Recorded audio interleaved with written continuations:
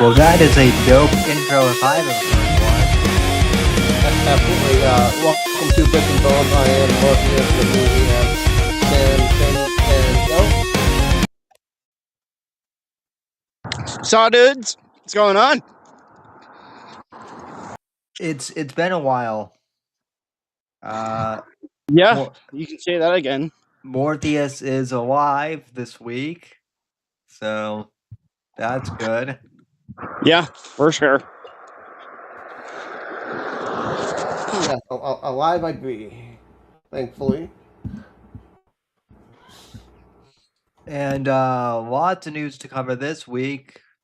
Lots, So lots of serious news. Lots of funny news. Gonna poke fun at Mort first, real quick. So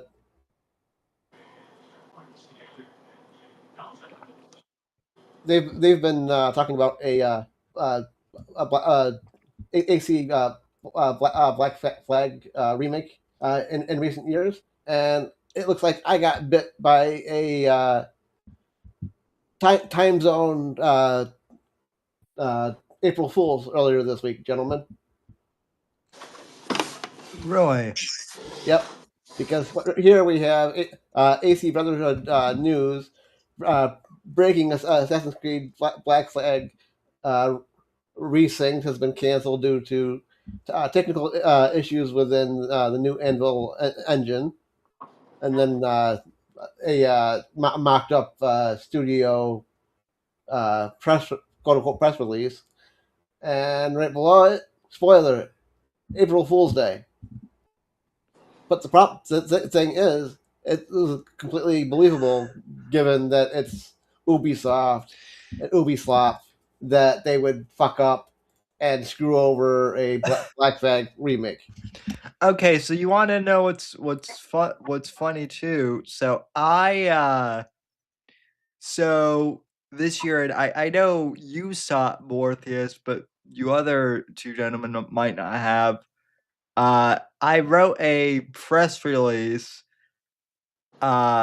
basically saying that my book series had been picked up for a show, by Amazon Prime Video, and there were a few people who actually thought it was real, because I had actually made a promotional, you know, post or something, and then uh on midnight on April 2nd, people were like, "Oh, yeah, we didn't read through the article, like, son of a bitch, um, you got me." But now apparently people are actually petitioning Amazon Prime Video to make into a show, so we'll see, I guess.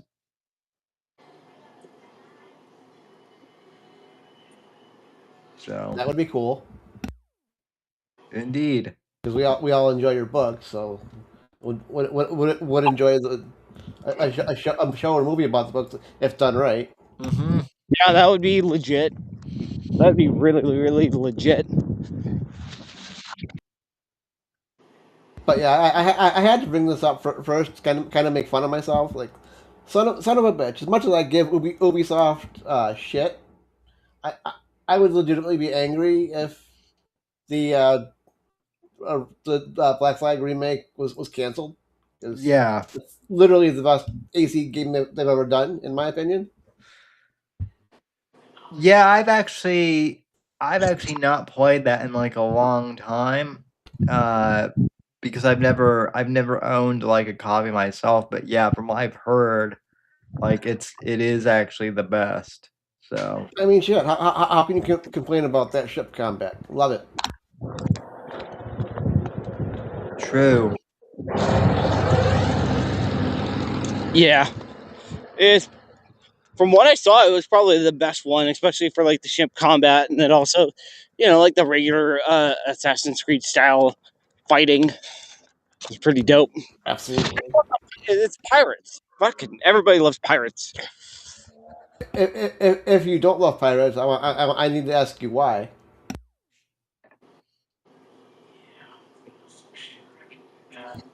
Or you just call them stupid and just leave them. or stupid and or gay. Exactly.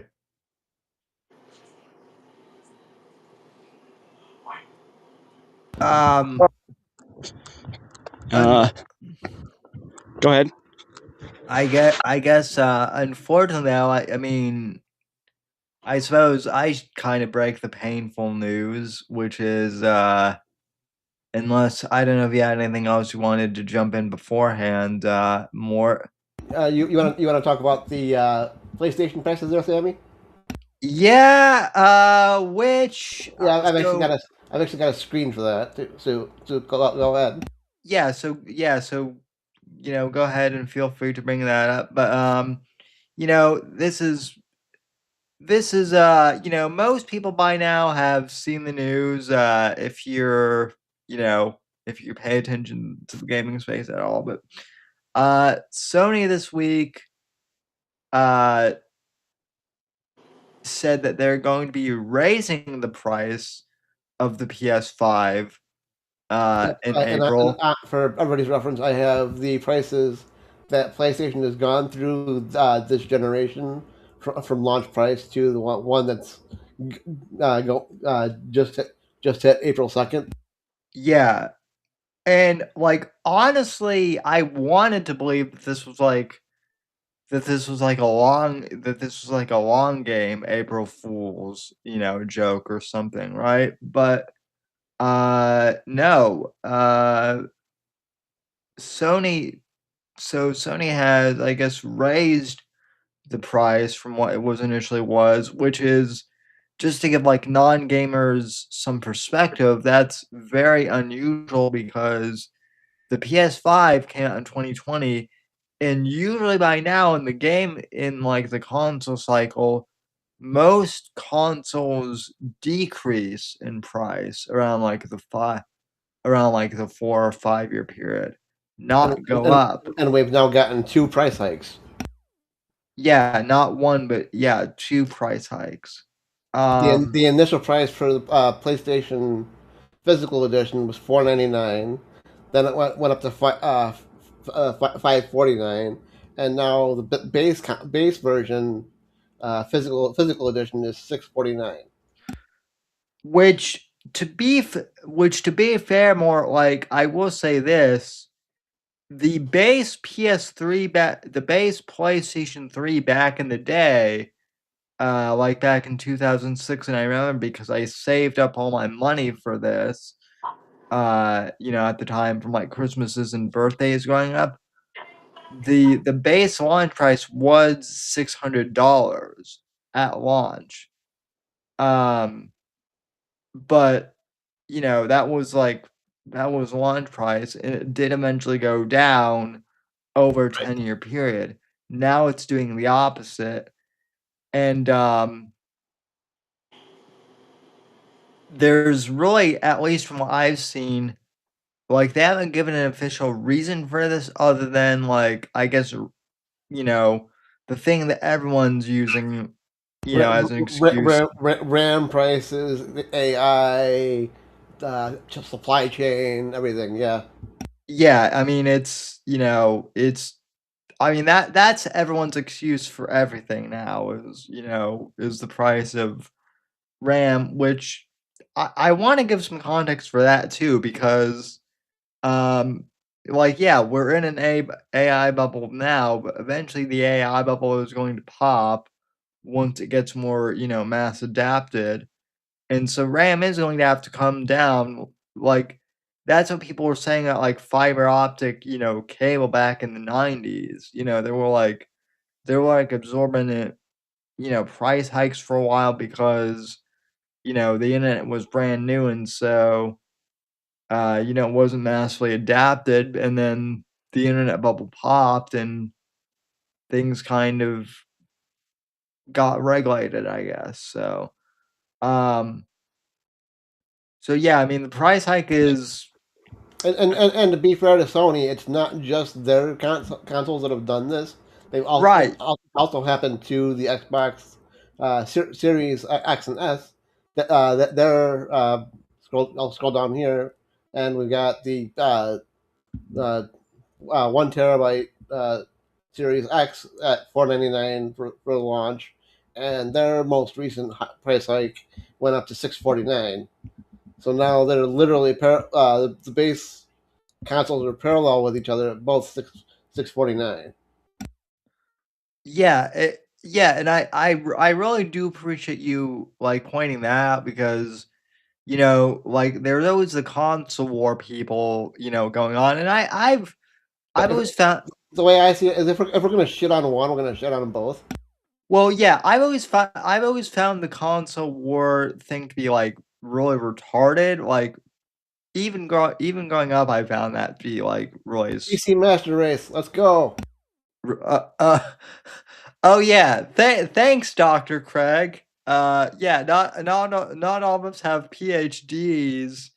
And like and extra money to burn to I burn agree. on new graphics cards and like um yeah like um but yeah I mean on the flip side of the whole PC Master Race, it is interesting to me too, and I don't know if you've heard this, but the what we're on like the PS6 or the Xbox 6, whatever the future console thing goes. This ties back into what we were talking about back in December. They're projected to Right, be like, their estimated prices to be $1,000 each. yeah, which I mean, at that price, like I actually wanted to bring that up because it is actually weird to me that like an actual like MacBook Pro, like a full blown computer, is the same price now as potentially a console. I mean, heck, the MacBook Neo, which is like Apple's like new netbook competitor, is actually cheaper than a PlayStation Damn. console. And it does gaming too, and this is something I've been screaming at Apple to do for a while. It's like they say that they want to get into gaming, and it's like, well, this is your chance to like open up the code to like game developers. I mean, they have on the indie side for sure, but like to allow like bigger studios to like massively adapt. So, um, but in the meantime, yeah, I'm glad I got my PS5 when I did Right. because yeah, I mean price hikes, and it's sad that like pretty soon, in like 4 or 5 years, none of us may have consoles where we can actually like talk out the latest, gaming news because we gentlemen may be priced out of the gaming market, you know, True. soon. Unfortunately. Well, and this is where I think PCs are going to be in a better spot, and especially like indie games are like always going to be. I think there's going to be like a little bit more of a gravitational shift towards PC. In all honesty, because you have like a huge variety of people who can actually play on PCs, and also like it doesn't need to be that good of like for computing power.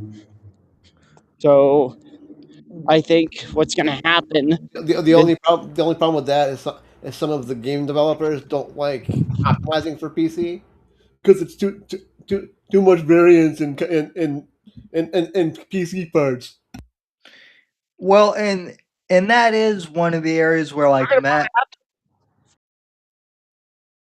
Oh, sorry to cut you off, Tim. I was only going to say that like that is one area where like where Apple, as much as people like to bitch about Apple being like a walled garden, that is one of their advantages, is because Apple specs hardware wise are like very streamlined.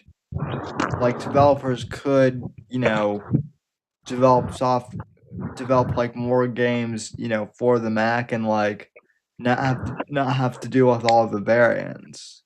So Yeah, I'm not gonna lie. Maybe Mac would actually be pretty good if they can do it. I think they can pull it off pretty well. Well, and I mean, I hate to like say this to the gaming purists, but like also, if you look at like gaming across like both iOS and Android, like sorry gamers, I know that like some of the hardcore people are like, well, mobile gaming isn't, technically like if you play a mobile game on your phone, you're not an actual gamer. But like I hate to say it, but like everyone has a smartphone, and with consoles being so so expensive now, We're all going to be forced to be mobile gamers soon. yeah, like, your average consumer, like, if they're going to spend $600 on something, they're going, or more, if they're going to spend $1,000, they're going to spend it on getting like a high-end phone with their carrier that, they'll have for a few years, and they can also, they can play games on it, yes, but they can also, take photos and videos and all the other things that they do, with their phones. And mobile gaming has like become, you know, better at this point. Um, for like long stretches, Better, but unfortunately, it still gets a lot of shit because the likes of Raid Shadow Legends and like for all the goddamn microtransactions. yeah, I mean, and that's the main thing, right? Is like all the micro transactions, but that argument, I mean, the microtransaction thing started with mobile gaming, which is a huge, like blunder.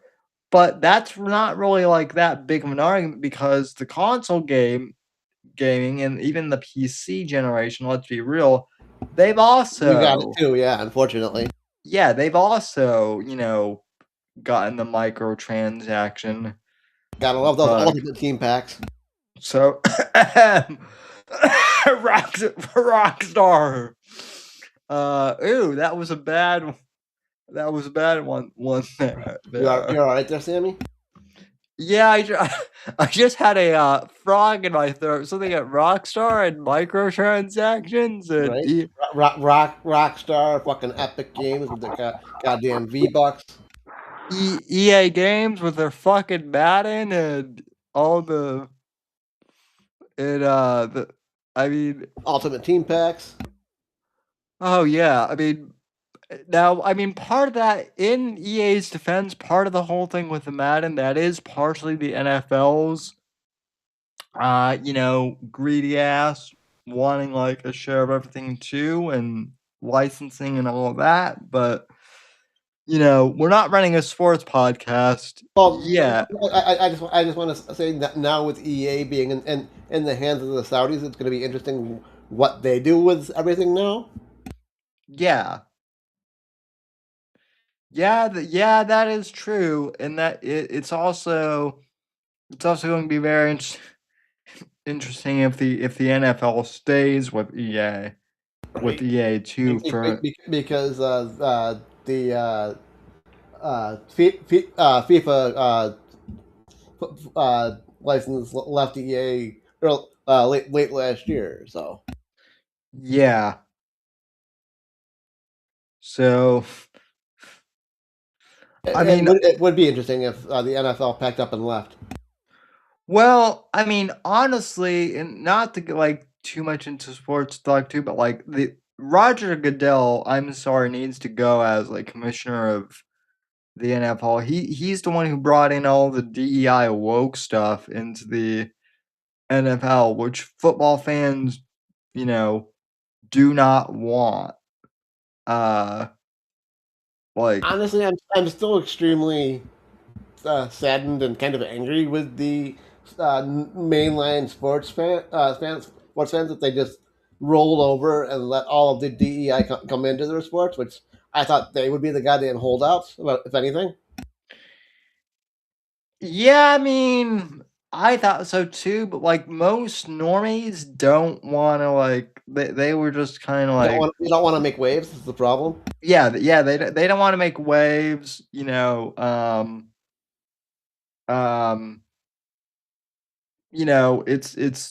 it's just a I think people were expecting it to die, for just to be a phase, and when it I think now it's like lasted longer than people were expecting it to in sports. I think people have had enough. Um, but still, getting back to gaming, it'll be interesting to see like, if the NFL does change, things with EA, and also like I'm curious to know too, like, uh with like console, with like everything going up, would you, I guess, continue to, well, more, I already know you can't upgrade your rig. I can't currently upgrade my rig because I'm stuck on Windows 10. Kind of thank God with what I'm hearing about Windows 11. But I'm sure eventually my cousin, because he has his habit of just randomly shipping me updated rigs every so often. Honestly, I'm surprised he hasn't in the last year and a half. I would never expect him to, but I'm just surprised he hasn't. Right, yeah. I get where you're going with that. Um, Honestly though, like too, this is the other thing is like really like I'm excited for 007 First Light, but like other than that, there really aren't any like real, gaming titles from this generation that like I've been overly excited for. I've been, I've been playing, Red Dead Redemption 2 for the past, like 3, 4 years, and that's been, and that came out in like 2018. Right. And honestly, the only thing that I'm anticipating is the Blood of Dawnwalker, which doesn't technically have a release date yet.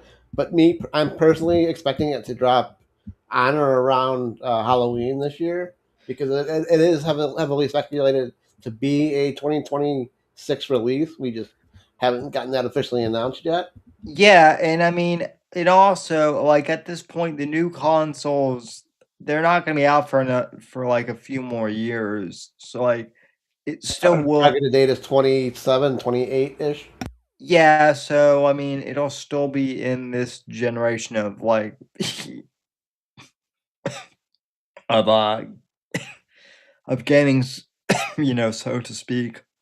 So, and then well, you too, more also, you've been playing game from 2015, you know. And replaying it again, and speculation of a new uh, expansion coming sometime this summer, which they also participated in April Fools this year, screwing around with a roach related expansion.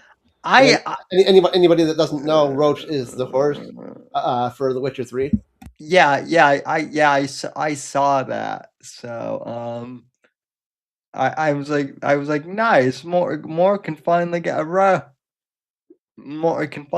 roach. So I actually fully expect you to call your wheelchair.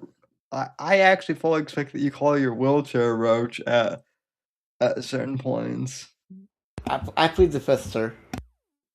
Uh-huh. I bet you do. So more exposed. So No, I'd be exposed if I called her Shawnee. well, okay, touche. So, but yeah, I mean that's my point. You've been playing The Witcher 3 for, Ever. what, forever. Most people have been playing games from like previous, generations. So really, like there aren't really like really any games out there where I'm like, you know, where I'm like, damn, I'm gonna need a PS6 or something like Right. that. And, So and eventually, I want to pick up Crimson Desert because everything that I'm seeing right now is a lot of people turn Crimson Desert into the quote unquote cat collecting game. Because you see people posting screenshots with like 4 or 5 cats just following them around. It's kind of hilarious. oh yeah, that's right up your alley, Mr. Overlord King. Yes.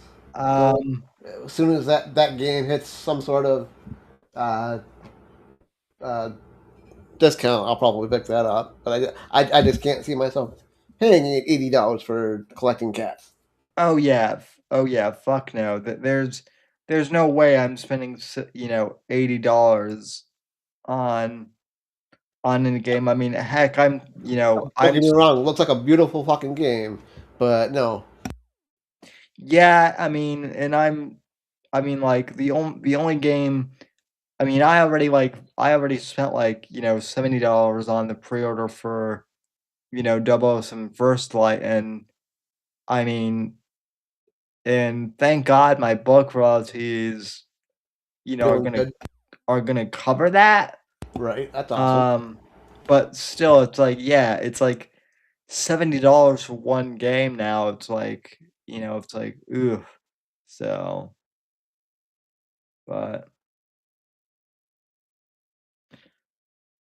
but yeah, so I mean, so consoles are going up in price, and if this keeps up, we may no longer have a show, boys, unless we like massively pivot to retro gaming or something like that. We'll still report on the gaming industry. We'll just be poor schmucks that are playing on old hardware and old PC parts. There you go. Yeah. So what else do we have on the docket, sir? Topics that good brother Tim earlier tonight actually was the Stop Killing Games initiative. Has gotten some new updates and new news. So I figured Yep. we'll talk about that and watch a bit of this video. Yep. Whoa! I have some news on the Stop Killing Games Can you campaign. guys hear it? Arguably our biggest news so far. Yep. Actually, I have 2 items, so I'll just jump right in. The UFC Courvoisier, a major consumer advocacy group in France, is suing Ubisoft over removing the crew from customers. This is a big deal. I'll go over why, but let's look at what they have to say. Now, the version I'm reading is translated from French, so it's possible the wording here may not be 100% accurate, but it's good enough for the broad strokes. The UFC is suing Ubisoft in the Créteil Judicial Court following the shutdown of the servers for the crew. This unilateral decision rendered the game completely unusable, depriving consumers of any access to a game they had purchased without having ever been informed of any expiration date. I like how they're putting expiration date in quotes because games are code. If the storage medium is good, they can last forever. Hey, here's a book. When do the words in the book expire? Similar concept. Never. Now, of course, the platform the code runs on can change, but that's not the game maker's fault. And I know a few out there are saying, I don't understand. Games can also depend on code not on the customer system, or sometimes even the publishers. Yes, and doing that with no end of life plan. I'm gonna stop right there. That statement right there is part of the reason why yes, I use Steam, but I also, as many games as I can, I also download on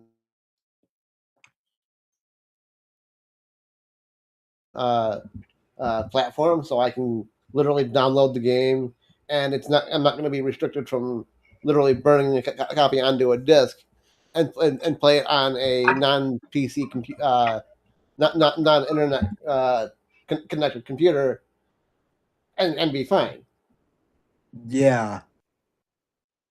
Me personally, that game shouldn't have shit like DRM and fucking de novo and all that trash. I don't mind the I mean, the DRM is a pain, but, like, I don't mind it so much as long as you can access offline. Right. The thing that I have a problem with, and maybe it's just because I live in Florida and we have to deal with storms, but, like, it is a pain in the ass when, like, we do lose power here during hurricane season as to be expected.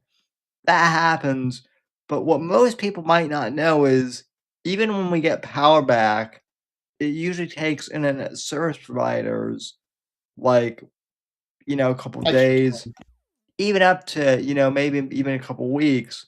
So, if I'm at home and, yeah, I might have power, but I might not have internet, and so I wanna play games. You should at least be able to play your single-player games without fucking internet. Right, yeah.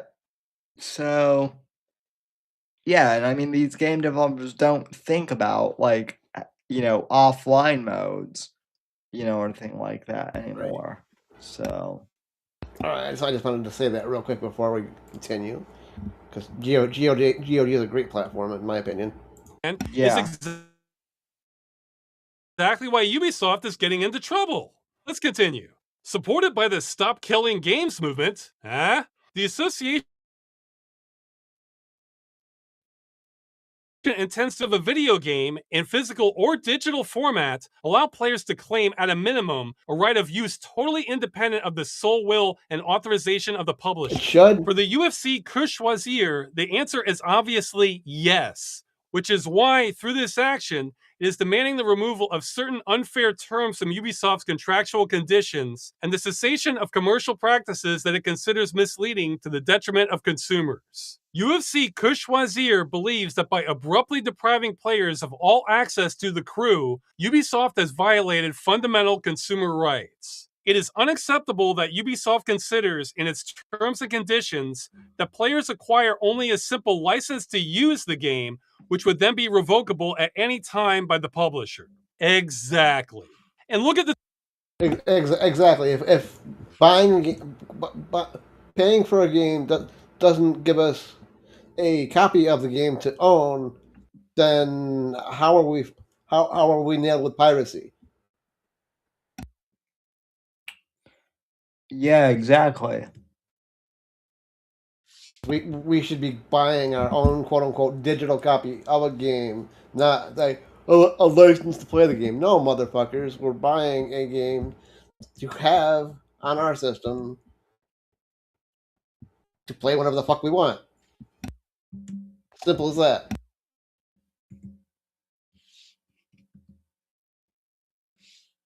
The terms they're contesting: to deny consumers ownership rights over acquired game copies, to remove all access to the game without guarantee of maintaining an alternative mode of operation for consumers. Now here's an area that could be a language difference or has some nuance. We, of course, don't think companies need to maintain anything once support ends. They just have to not destroy the damn game in the process. Facts. I think that's probably what they mean. To make the use of the game subject to online services that may be interrupted at any time by the publisher, and to exclude any refund of sums credited by consumers to their Ubisoft electronic wallet. Okay, the wallet part I'm a little unclear on, since that sounds like an additional issue Ubisoft might be in trouble with. The wording on this sounds like Ubisoft might have been fleecing people another way with digital wallets also. That's not Stop Killing Games issue, but we're certainly not complaining if the UFC is adding that to their lawsuit. What I find more interesting is the part above that, about not making the game depend on online services that can be turned off in the first place. That's a more radical stance than what I've been aiming for. Not because I'm against it, but because this has been such an uphill battle for us every step of the way. So I wanted to maximize our odds of success, and that's an even bigger ask. So thank you, UFC, for pushing the Overton window past where I am, with a lawsuit no less. I've seen many comments similar to this before, saying publishers shouldn't make games require a connection to them if they don't need to. Fact. I've never pushed that argument, because you can bet publishers will insist they always need to. No, you don't. For every game they do it in. They could just argue that they needed to prevent piracy or to ensure their microtransactions aren't enabled by users offline. Well, under that logic, they need to make the game connect to them. And on the flip side, I can't think of any game that needs to be hosted by the publisher if the customer has access to the right software. I mean, there are customer-hosted private servers for multiple MMORPGs today, some of which can host thousands of players. So that line of argument always felt more like a values clash and was too subjective for me to run with it. But hell, if the UFC wants to in court, great. Beyond these contractual clauses, the UFC also points to misleading commercial practices surrounding the sale of the game The Crew. Players were never fairly informed about the potentially temporary nature of access to the game they were buying. Okay, this is the whole labeling argument, which I'm not a fan of. Now you might think, well, isn't this still pro-consumer? Sort of. Here's the thing. If we solve this, removing all access to the game without any guarantee of maintaining an alternative mode of operation for consumers, then we don't need clear labeling because then the problem isn't even present anymore. To their credit, Ubisoft did tell you they could screw you at any time when they sold The Crew and many other games. Our issue has never been that they didn't say that clearly enough, but that they're engaged in this practice in the first place. But I don't know French legal procedures. So maybe this is just a stop here for a second and pose a question to everybody. What other industry do we know where you can be sold a product and be like, you can't have this anymore, and it's taken away from you? Music. Yeah, true. That's right. With the musical downloads that have happened in the last 30 years. Yeah. Yeah, and you know, and movies too. I guess. What was that? Movies? Yeah, and movies too. I kind of I get the point that you were going for more, but like, yeah, this thing hasn't this thing has Digital content fucks with things. Yeah. yeah. Digital content only really fucks with like all mediums now, including books. Oh yeah. Including books, by the way, now too. So Unfortunately, which is why myself and Max and others have basically badgered you into giving us physical copies of your books. oh yeah, I mean, I still sell digital copies too, and like people buy Right. them, and like I'm glad. But nerds like me need and or want physical copies. Yeah, and it's great to hold them in your hands too. So Facts. buttress the larger issues to show they're screwing people every which way, and this wasn't just some honest mistake. Through this legal action, UFC Que Choisir intends to put an end to these harmful practices, obtain the removal of the disputed clauses, and to have the harm done to the collective interest of consumers recognized. This is such a breath of fresh air. Over the years, I've gotten tired of hearing the argument that buying a game entitles you to nothing, and the only problem with that is that people aren't being told clearly that they're entitled to nothing. How about no? How about we just enforce basic rights and stop publishers from selling games based on scam business practices?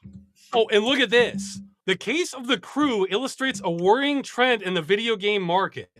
More and more games require a constant internet connection, allowing publishers to remotely disable games legitimately purchased by consumers without justification or alternative solutions.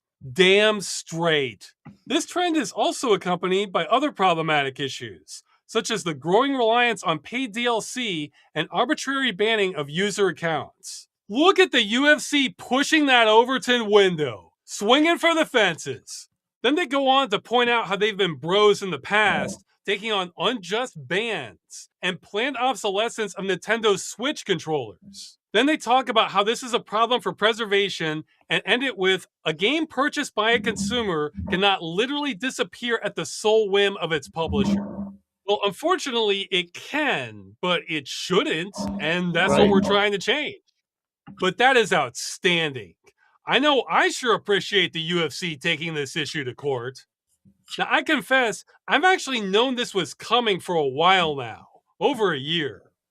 I didn't know when, but I was told not to say anything about it until it was official, so I didn't. All I was allowed to say was that the UFC might look into this. Well, they did. Now, I'm very happy about this because I think this is actually the first concrete action to come out of the campaign. I mean, sure, we've done government petitions, gotten the signatures for the European Citizens Initiative, filed complaints to consumer agencies, talked to the EU Commission, but that's all just been asking for help, essentially. This is different. This is pressing charges against a company for breaking the law on this issue. Now, some may point out that Ubisoft already had another lawsuit going on over the crew in California, but I've said before in another video, that wasn't us. And even if that one's successful, I think it will be on a technicality and won't prevent future games from being destroyed. This one from the UFC, however, is the real deal and could shift industry behavior. And it's taken 2 years to get here. I see all this like planting seeds, and this is the first sprout to come out of the soil. Well, we've been planting a lot of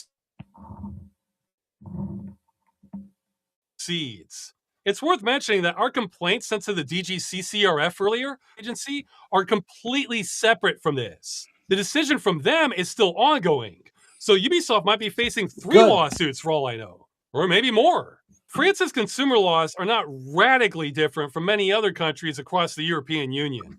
So while they're certainly leading the charge, it's possible we could see penalties emerging down the line for publishers engaged in this practice from Germany, Spain, Sweden, Poland, and so on. Now, that's all going to take a lot of time and organization, but this is a big step towards getting the law enforced. The more attention and transparency this issue gets, the better it is for us. Yeah, that's one area where we disagree with the industry a little bit. We don't think it's customers that are the ones that need to be better informed about what publishers are doing. We think it's judges and regulators that should be more clearly informed about that. Absolutely. And it's worth mentioning, this is all happening at a time where we still have no new law on the issue of game destruction. We're certainly trying to do that also, since that will make this all go faster and easier. But Ubisoft is getting sued on the grounds of existing law in France, which means if they're found guilty, that could open up the door for the rest of the industry engaged in this practice. Believe it or not, our goal isn't actually to dogpile on Ubisoft. That's coincidental. Why not? They just made themselves the perfect target to get the ball rolling on all of this. It's a much bigger issue across the video games industry. Ironically, Ubisoft themselves released server source code to World in Conflict after shutdown, preserving its online multiplayer, which is above and beyond what we're asking for. So sometimes they're going the extra distance by doing more than anyone expects for preservation, But they're gonna and fuck you other through? times they're likely breaking the law in order to not do the bare minimum of responsibility. It's just kind of chaotic behavior, really. Anyway, another reason I'm happy about this is this kind of validates what I've been saying for years now, that the practice of game destruction is so consumer hostile, I really think it does violate the law in many countries, especially France. However, I'm still just a chump YouTuber, so I realize I don't have the credibility for many people to believe that, even when I have evidence. But the UFC's actions speak volumes. They never would have started a lawsuit if they didn't think there was a legal basis for it. Now, gamers are not known for their patience, except maybe Half-Life or Star Citizen fans. They're pretty patient. So I can understand why there's skepticism of StopKillingGames accomplishing things, because it has taken a long time. Government moves slowly, but things are moving, and this is the proof. I really think we're going to win this in the long term. That's the hope. Okay, so that's the first news. The other news is the European Citizens Initiative will be having its official hearing in EU Parliament on April 16th. Now, as I understand it, we already have Parliament majority support, but this is going to boost it even more. And to escalate things on my end, apparently I'm going to be invited to attend as a speaker. That's awesome. Now, I never even knew that was an option until a few days ago. I thought at most all I could be was an observer. I wasn't even sure if there was a point in me attending. But no, apparently the initiative wants me to speak there. I do not know how much. There will be lawyers and developers there, so I don't think I'll have to speak on anything too specialized. If I had to guess, I think they want me to tag along for miscellaneous stuff. I'd say the things I have going for me on this are I'm very aware of the problem, and I've probably heard every opposition argument under the sun as to why companies should be allowed to destroy games you've paid for. I can swat that stuff down all day. So, I guess I'm going to EU Parliament in a few weeks. Oh yeah, I'm sure I'll look like I belong there. Now, later that day, there's going to be another press conference. This one may be bigger than before. And I've been asked to mention Alderaan Games is helping to sponsor that, which makes Path of Titans. They're not sponsoring this video, though. I'm saying this voluntarily. And I should mention we've also had help before from the game Torn. I like the irony that both of these are online games, so clearly they think they can handle an end-of-life plan. I think we're going to stop there. I just think it's great that he's also getting to speak in front of EU Parliament about what gaming companies are doing. Yeah, I agree. This would be definitely pivotal in order to go ahead and have the campaign to stop killing games like well into like a law. Right. Or got sued. You shouldn't be able to take a digital product you're asking people to pay for. Well, no, demanding people pay for it and yank it from their digital, quote unquote, digital libraries. If it's a product worth paying for, it should be a product that we're allowed to keep. It shouldn't just, quote unquote, just be a license. I agree.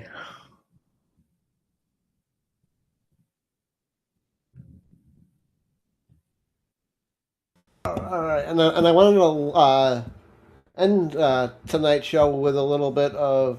We started it with a little bit of a goofy dig at Mort for falling for an April Fool's joke, and I wanted to end the show with shitting on some fucking GamesJournos,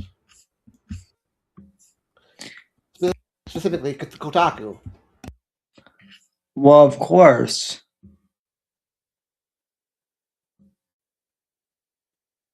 I'm going to switch between two articles. The first one is Bowser. I know what you are, bisexual. And the other one that I'm going to be having us look at is, look, I'm not a furry, but when I see Fox McCloud, I get it. Both of these articles were done by the same quote unquote authors. Kenneth Shepard, and he's been getting shit on for the last couple of days because of both of these articles, and I think for good reason. Specifically, the one about Bowser being bisexual. It's really funny that these fucking goddamn GamesJournos love when they can point to a video game character or other franchise character that's in the LGBTQ, but absolutely hate somebody like Eve from Stellar Blade, who's straight and sexy as hell. You can't have it both ways. You either are accepting of straight and LGBTQ, or you don't have either. You can't have one or the other. I get it. We generally don't want woke shit in our games, but I think we'd be more willing to deal with it if it wasn't seen as a hypocritical stance by games journalists and a lot of game developers these days. Well, the other thing too is like I don't think we would mind it if they weren't trying to like pun fully intended, ram it the fuck into everything that Right. like when I think of Bowser, like I don't think of bisexual. I think of the turtle fucker that kidnapped Princess Peach. yeah, I don't even think of I don't even think of sexuality at all. Me either. He's just the bad guy we need to get Peach from. Yeah, and like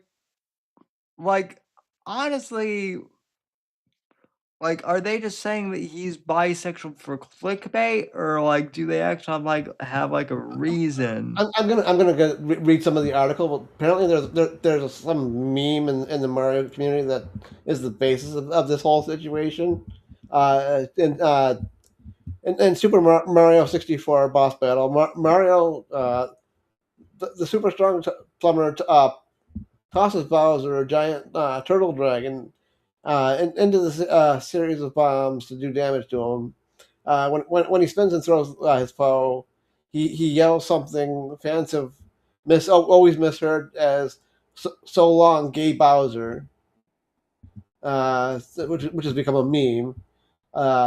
Former Mario voice actor Charles Martinet has since clarified that the line is actually so long, King Bowser. Which why the fuck would it be so long, gay Bowser? It's a kids game. But the character's heavy Italian accent plus Nintendo 64's compressed sound output made it sound like Mario was claiming Bowser's flame came from somewhere other than his fire breathing. It's it's a fucking kids game, and this movie is also a kids movie. Like you keep telling us, GamesJournos, this movie isn't for you. It's for kids. Yeah.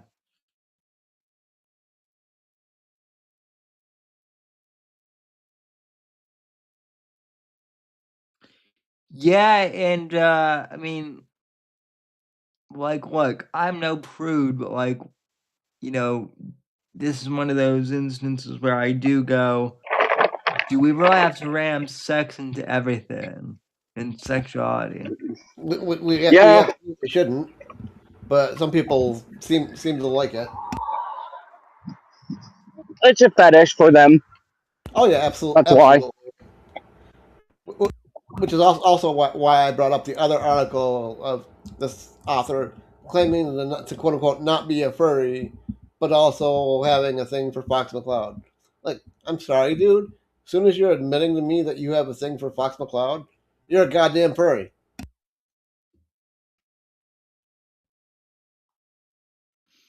Yeah. You can do all the yipping you want in hell. Facts.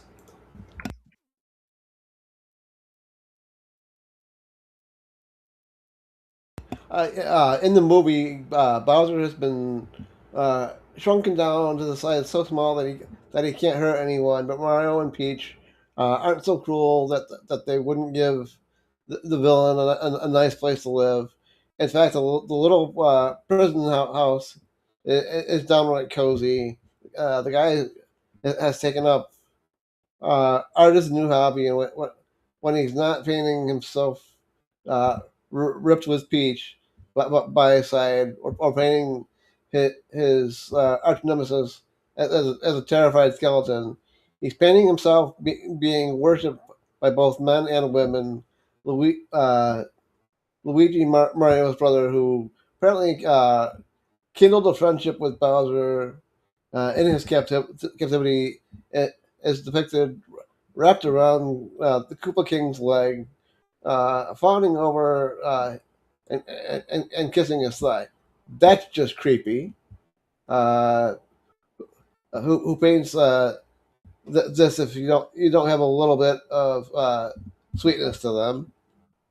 Again, that's just fucking creepy. The Bowser may plant one on Mario, and the illustration probably illumination probably knew better than to have him kiss Luigi, considering the small but very loud and passionate fans who have shipped the two for years. Why the fuck would Nintendo, of all companies, pay attention to quote unquote fan shipping? Right? Especially when we're talking about man on man relationships. Like, why? Correction, man on turtle.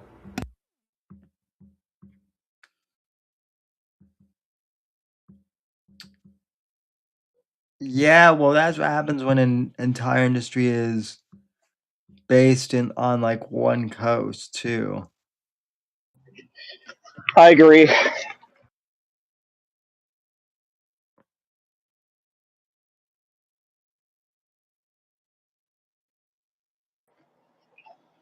Well, I've nothing more. Yeah, I don't know if you guys have anything else. yeah, no, I've got nothing more. I just wanted to shit on this particular article writer, Kenneth, for claiming that he's not a furry and fawning over a male fox and male characters potentially, but not really being in a relationship in a kids movie. How about you keep that creepy shit out of fucking kids movies? Yeah, and that kind of brings me back to my favorite like Law and Order clip too. You know, I got news for you, dude. You're gay. Facts. So, Yeah, I have sex with men and relationships with women, and I got news for you. you're at least bisexual, but probably gay. Uh, I'm sad that Law and Order will never be that caliber again. Unfortunately, but that's the last thing that I wanted to cover this week. Sorry about last week, gentlemen. I just wasn't in operation last week. But thank you. Yeah, For sure. no problem. Thank you to the audience for insane people talking about video games and shitting on quote unquote games journals, because games journals suck. Indeed, they do. And we'll talk to everybody next week. Alrighty. Peace.